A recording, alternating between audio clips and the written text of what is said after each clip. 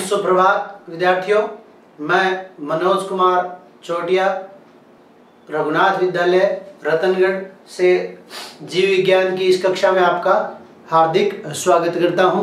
Corona काल के पश्चात अपना जो सिलेबस है वो आप लोगों को पता होगा परिवर्तित हो गया है। इस बार NCERT का सिलेबस राजस्थान बोर्ड या राजस्थान माध्यमिक शिक्षा बोर्ड ने अंगीकार कर लिया है। ठीक है, इसके अंतर्गत जीव विज्ञान में अपने कुल 16 अध्याय हैं और 16 अध्यायों को 5 इकाइयों में विभक्त किया गया है। आज मैं आपको इन अध्यायों की जानकारी करवा रहा हूँ वन बाय वन, एक एक। सबसे पहले इन्हें 5 इकाइयों में विभक्त किया गया है। पहली इकाई का नाम है जनन, दूसरी का है आनुवंशिकी तथा विकास, तीसरा है मानव कल्याण में जीव विज्ञान, चौथा है जैव प्रौद्योगिकी और पांचवा है पारिस्थितिकी। ये 5 इकाई जो है वो 16 अध्यायों में विभक्त है और कुल अपना पेपर आप लोगों को पता ही है इस साल 56 अंक का होगा, 30 अंक का आपका प्रैक्टिकल है और 14 अंक जो है वो सेशनल के जाएंगे। तो सबसे पहले बात करते हैं फर्स्ट यूनिट जनन। जैसा कि अपन ने पिछले साल पढ़ा था जीव के बारे में या जीव विज्ञान। जीव विज्ञान किसे कहते हैं? विज्ञान की वह शाखा जिसके अंतर्गत हम जीवित जीवों का अध्ययन करते हैं, जीव विज्ञान कहलाता है। और जीव विज्ञान में जीवित जीव और जीवित जीव की अगर अपन बात करें तो जीवित जीव के अपन ने खूब सारे लक्षण पढ़े थे सजीवता के लक्षण के अंतर्गत, और उनमें से एक लक्षण आता है जनन। जनन किसे कहते हैं? सजीवों द्वारा अपने समान नए जीवों का निर्माण करना। सजीवों द्वारा अपने समान नए जीवों का निर्माण करना जनन कहलाता है। इस इकाई के अंतर्गत 4 अध्याय हैं। पहला है जीवों में जनन, यानी यहां हम बात करेंगे पहले अध्याय में, चाहे वो पादप हो या जंतु हो, उनमें किस प्रकार से जनन होता है। तो आप लोगों को ध्यान होगा पिछले साल भी अपन ने पढ़ा था जनन 2 प्रकार का होता है, लैंगिक जनन और अलैंगिक जनन। लैंगिक जनन जिसके अंतर्गत 2 जनकों की आवश्यकता होती है, युग्मक निर्माण होता है, अर्थात अर्धसूत्री विभाजन और युग्मक संलयन होता है। जबकि अलैंगिक जनन के अंतर्गत केवल एक ही जनक के द्वारा नए जीव का निर्माण किया जाता है, उसे अलैंगिक जनन कहते हैं। तो प्रथम अध्याय जीवों में जनन के अंतर्गत अपन पादप और जंतु दोनों प्रकार के जीवों के अंतर्गत जनन का अध्ययन करेंगे, अर्थात नए जीवों का निर्माण किस प्रकार से होता है। दूसरा है पुष्पीय पादपों में लैंगिक जनन। अगर हम पादपों की भी बात करें तो पादपों को अपन ने वर्गीकृत किया था, आप लोगों को याद होगा पिछले साल 2 भागों में। एक वे पादप जिनमें पुष्प का निर्माण होता है, दूसरे जिनमें पुष्प का निर्माण नहीं होता। तो जिनमें पुष्प का निर्माण होता है वे कहलाते हैं पुष्पीय पादप या एंजियोस्पर्मी प्लांट और जिम्नोस्पर्मिक प्लांट। आवृत बीजी और अनावृत बीजी 2 भागों में विभक्त करते हैं पुष्पीय पादपों को। तो उनमें भी क्या है? लैंगिक जनन। तो आप लोगों को पता होगा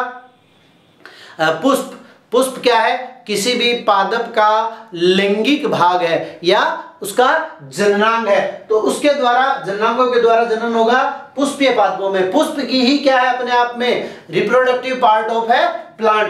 पादप का क्या है? जननिक भाग है और उसके द्वारा क्या होगा? जननिक भाग के द्वारा लैंगिक जनन। तीसरा है मानव जनन। मानव में किस प्रकार से जनन होता है इसका अध्ययन अपन तीसरे अध्याय के अंतर्गत करेंगे। मानव लैंगिक द्विरूपता के आधार पर क्या है, अलग अलग प्राणियों में दोनों प्रकार के जननांग उपस्थित होते हैं, नर और मादा अलग अलग होते हैं, अर्थात इसमें लैंगिक द्विरूपता पाई जाती है और इसमें लैंगिक जनन ही उपस्थित होता है। तो मानव के अंतर्गत जनन का अध्ययन करेंगे। और चौथा है जनन स्वास्थ्य, अर्थात जनन तंत्र से संबंधित जितने भी रोगों के होने की संभावनाएं हैं उनका अध्ययन हम किसके अंतर्गत करेंगे? जनन स्वास्थ्य। और जनन स्वास्थ्य में भी मोटे तौर पे आपको मैं बता दूं कि ये मानव का जनन स्वास्थ्य ही यहाँ दिया हुआ है। किस प्रकार से जनसंख्या का नियंत्रण कर सकते हैं, किस प्रकार से कोई भी सजीव प्रजाति जो सुरक्षित रह सकती है, या जननांगों से होने वाले जननांगों में होने वाले रोग कौन कौन से, इनका अध्ययन अपन इस अध्याय के अंतर्गत करेंगे। दूसरी अपनी इकाई आती है आनुवंशिकी तथा विकास।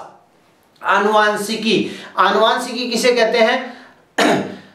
लक्षणों या गुणों का एक पीढ़ी से दूसरी पीढ़ी में गमन। लक्षणों या गुणों का एक पीढ़ी से दूसरी पीढ़ी में गमन या संचरण क्या कहलाता है? आनुवंशिकी। और आनुवंशिकी का अध्ययन जीव विज्ञान आनुवंशिकता कहलाता है। लक्षणों का एक पीढ़ी से दूसरी पीढ़ी में गमन आनुवंशिकता, और लक्षणों के गमन का अध्ययन जो है वो आनुवंशिकी कहलाता है, जेनेटिक्स। तथा विकास, विकास क्या है? किसी भी जीव की उत्पत्ति, ध्यान कर लीजिए परिभाषा, वैसे अपना एक अध्याय भी इसी यूनिट के अंतर्गत, किसी भी जीव की उत्पत्ति से लेकर उसके वर्तमान स्वरूप में आने तक के प्रक्रम को क्या कहते हैं? विकास। यहाँ विकास जो है, या ये विकास जो है वो डेवलपमेंट न होकर क्या है? इवोल्यूशन है, ठीक है। और इवोल्यूशन का अर्थ है किसी भी जीव की उत्पत्ति से लेकर उसके वर्तमान स्वरूप में आने तक के प्रक्रम को क्या कहते हैं? विकास। इसके अंतर्गत अपन 3 अध्याय पढ़ेंगे। वंशागति तथा विविधता के सिद्धांत। पहला है वंशागति तथा विविधता। विविधता आप लोग वंशागति की अपन बात कर ली। वंशागति या आनुवंशिकता एक ही बात है, यानी लक्षणों या गुणों के एक पीढ़ी से दूसरी पीढ़ी में संचरण को अपन क्या कहते हैं?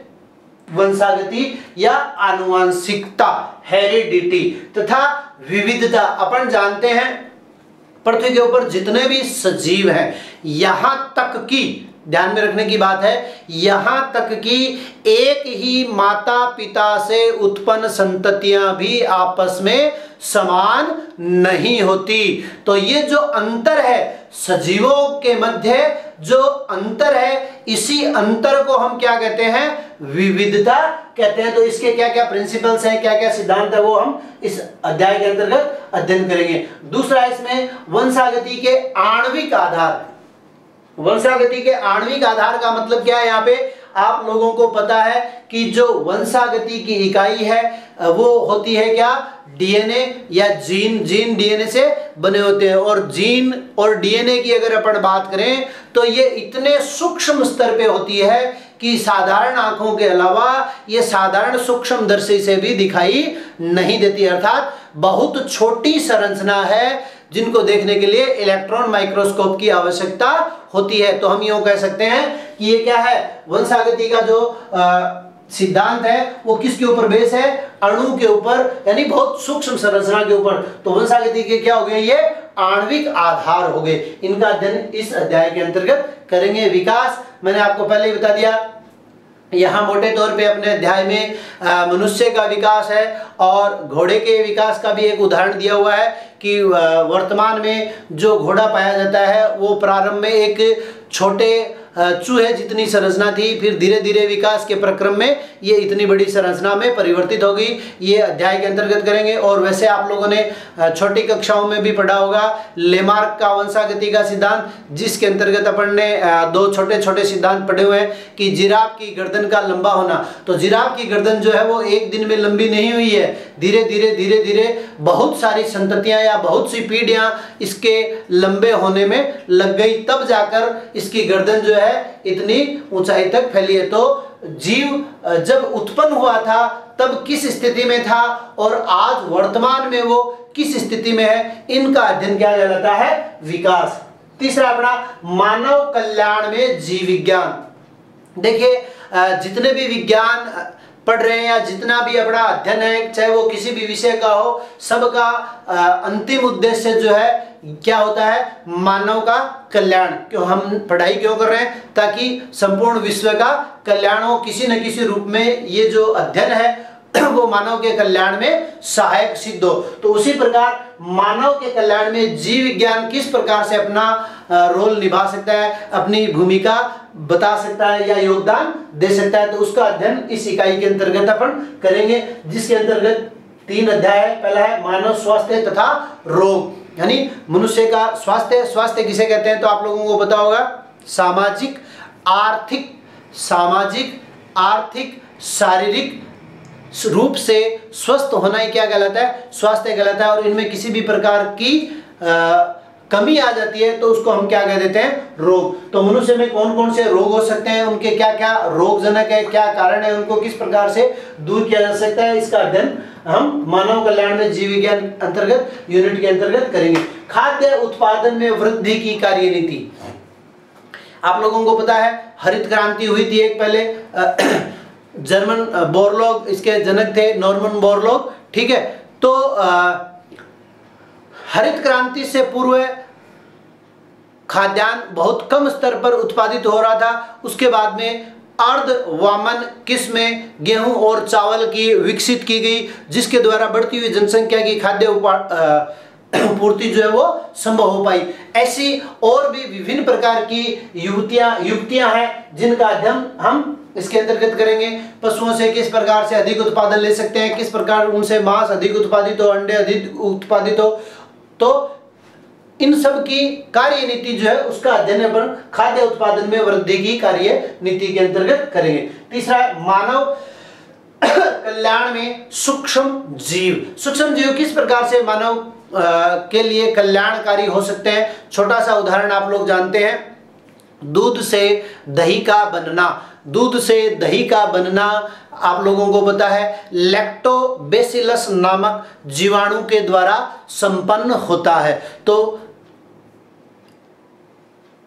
क्या हुआ, सूक्ष्म जीव ने क्या किया, मनुष्य के लिए लाभदायी निर्माण किया या मानव के कल्याण में महत्वपूर्ण भूमिका निभाई। इसी प्रकार से बहुत से सूक्ष्म जीवाणु होते हैं, जैसे राइजोबियम है जो कि लेग्यूमिनोसेरम या लेग्यूमिनेसी या दलहन कुल के पादपों के साथ सहजीवी संबंध बनाकर रहता है और नाइट्रोजन की कमी को पूरा करता है। तो किस प्रकार से अन्य बहुत से सूक्ष्म जीव हैं जो न कि मनुष्य के लिए केवल हानिकारक है बल्कि लाभदायक भी हैं। तो उनका अध्ययन कि सूक्ष्म जीव किस प्रकार से मानव के लिए लाभदायी उत्पाद तैयार कर सकते हैं या मानव के कल्याण में अहम भूमिका निभा सकते हैं, वो अपन इस अध्याय के अंतर्गत अध्ययन करेंगे।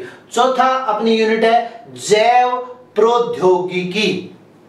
जैव का मतलब होता है जीवित जीव, प्रौद्योगिकी का मतलब क्या है, इंजीनियरिंग। यानी इंजीनियरिंग का समावेश जीवित जीवों में किस प्रकार से किया जाता है उसका अध्ययन हम जैव प्रौद्योगिकी के अंतर्गत करते हैं। जैसे एक साधारण सा उदाहरण मैं आपको बताऊं, चश्मा। जब आंखें कमजोर हो जाती है तो हम चश्मा लगा लेते हैं, तो क्या करता है, हमारे फोकस लेंस को परिवर्तित कर देता है या वस्तु हमें स्पष्ट रूप से दिखाई देने लग जाती है। तो क्या हुआ, इंजीनियरिंग यानी तकनीक ने क्या किया, जीवित जीवों में काम किया और इसी को हम क्या कह देते हैं, जैव प्रौद्योगिकी। दूसरा आप लोग आजकल जानते हो एक्सीडेंट वगैरह जब हो जाते हैं तो क्या होता है, हड्डियां वगैरह टूट जाती है, तो उन टूटी हुई हड्डियों के स्थान पे लोहे की रोड डाल देते हैं, स्टील की रोड हड्डियों के स्थान पर डाल देते हैं। तो क्या हुआ, इंजीनियरिंग का मतलब क्या होता है, तोड़ना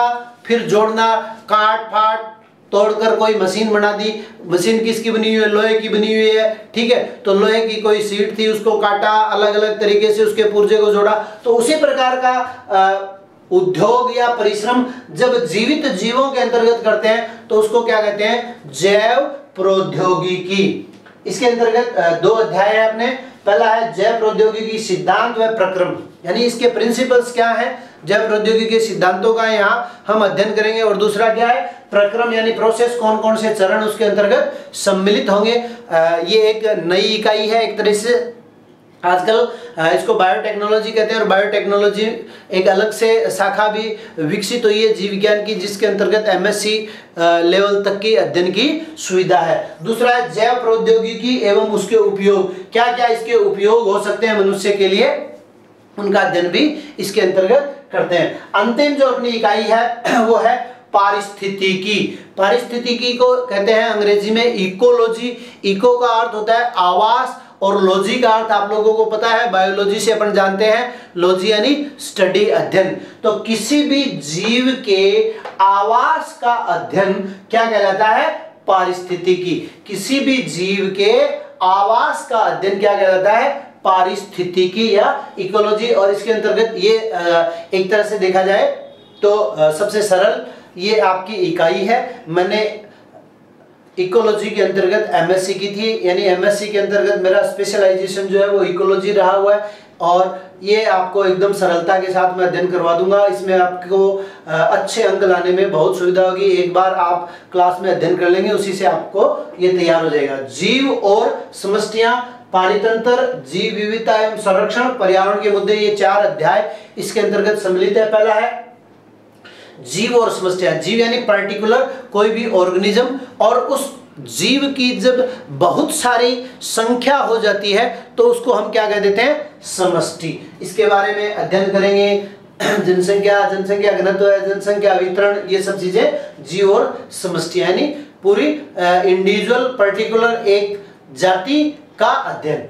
पारितंत्र, पारितंत्र इकोसिस्टम। देखिए प्रकृति में हमें जीवित रहने के लिए निर्जीव घटकों की भी आवश्यकता होती है और सजीव घटकों की। सबसे पहले अगर निर्जीव घटकों की बात करें तो जीवित रहने के लिए हमें इस कोरोना काल में भी आप लोगों को पता होगा कि सबसे अधिक आवश्यकता किस चीज की महसूस हुई? ऑक्सीजन की। और वैसे भी आप लोगों को पता है कि जीवित रहने के लिए सबसे पहले किस चीज की आवश्यकता होती है? ऑक्सीजन की। तो ऑक्सीजन क्या है? निर्जीव। और किसको आवश्यकता है? सजीव को। तो सजीव और निर्जीव घटक आपस में मिलकर क्या करते हैं? एक सिस्टम का निर्माण करते हैं, एक तंत्र का निर्माण करते हैं, उसे क्या कहते हैं? पारितंत्र। तीसरा अध्याय इसमें जीव विविधता एवं संरक्षण। ये जो विविधता मैंने आपको बताई थी, वंशागति तथा विविधता, ये भी विविधता यही है कि पृथ्वी के ऊपर जितने प्रकार के भी जीव हैं उन सब की आवश्यकताएं अलग अलग है, उन सब के आवास अलग अलग है, उन सब का रूप, रंग, आकार सब क्या है?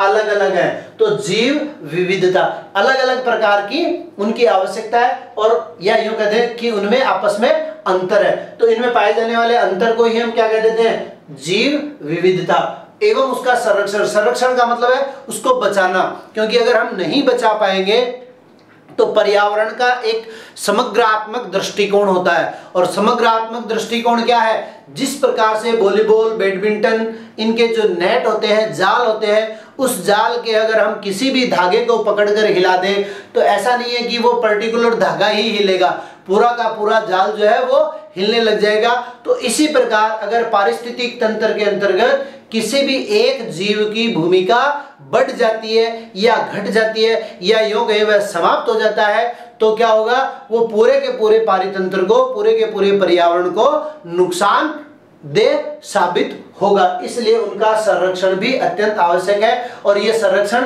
मोटे तौर पे आप लोगों ने देखा होगा, सरकारें भी इसके लिए बहुत अधिक प्रयत्न कर रही है। राष्ट्रीय पार्क और अभ्यारण्य बनाकर पर्टिकुलर जीव का संरक्षण किया जाता है। राजस्थान में 3 प्राकृतिक राष्ट्रीय उद्यान है, ये अपन इस अध्याय के अंतर्गत पढ़ेंगे। और अंतिम है पर्यावरण के मुद्दे। इनमें विभिन्न प्रकार की धाराएं, विभिन्न प्रकार के अधिनियम बताए गए हैं जिनके द्वारा हम पर्यावरण को सुरक्षित रख सकते हैं, क्योंकि जब पर्यावरण सुरक्षित रहेगा तभी मानव सुरक्षित रहेगा। तो आज के लिए इतना ही। अब हम नेक्स्ट वीडियो में अपनी कल से फर्स्ट यूनिट जो है जनन, उसका पहला अध्याय जीवों में जनन, वो प्रारंभ करेंगे। तब तक के लिए धन्यवाद।